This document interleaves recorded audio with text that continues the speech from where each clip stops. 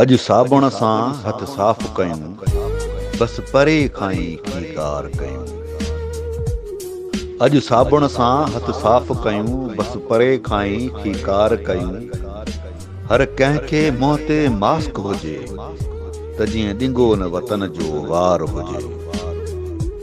ही वक़्तु ॾुखियो वेंदो गुज़री, थोरो वक़्त जो बसि इंतज़ार कजे। अचो त को एहतियात कयूं, हिन कोरोना सां जंग लड़ूं।